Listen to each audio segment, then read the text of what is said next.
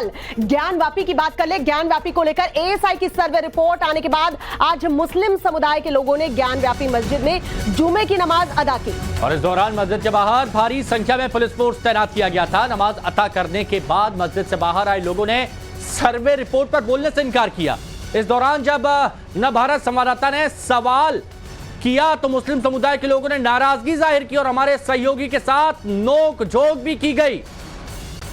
इतना ही नहीं, धक्का मुक्की करते हुए जमकर नारेबाजी की गई है। तस्वीरें इस वक्त हम आपको टीवी स्क्रीन पर दिखा रहे हैं। देखिए, जुमे की नमाज के बाद जब मस्जिद के बाहर यहां पर लोग इकट्ठा थे, हमारे सहयोगी आशुतोष के साथ किस तरीके से धक्का मुक्की की जा रही है और जमकर नारेबाजी की जा रही है।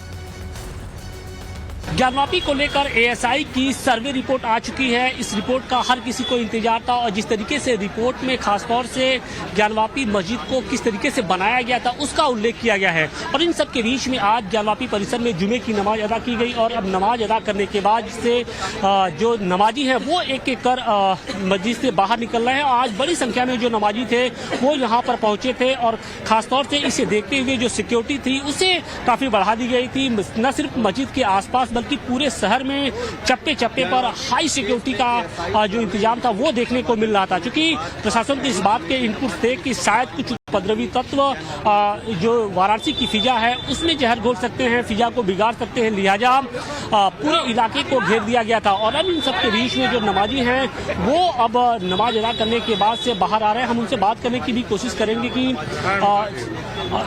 कि क्या वो जो सर्वे की रिपोर्ट है उससे संतुष्ट है या नहीं संतुष्ट है, उनकी प्रतिक्रिया क्या है। हालांकि जो मुस्लिम समुदाय के लोग हैं उन्होंने एक तरीके से चुप्पी साध रखी है, वो कुछ भी बोलने से बिल्कुल कतरा रहे हैं और बिल्कुल उनके चेहरे पर जो एक गम के बादल हैं वो साफ तौर पे नजर आ रहे हैं। देखिए, हम कुछ नमाजी हैं, हम उनसे भी बात करने की कोशिश करते हैं कि देखिए क्या है। भाईजान क्या कहेंगे, सर्वे की रिपोर्ट आ चुकी है, कुछ बात हुई है? सर्वे की रिपोर्ट आई है, ज्ञानवापी को लेकर बताया गया कि वो मंदिर है। कोर्ट का फैसला आने की देखा जाएगा। हाँ, क्या हुआ? ज्ञानवापी को लेकर कहा जा रहा है कि वो मंदिर है।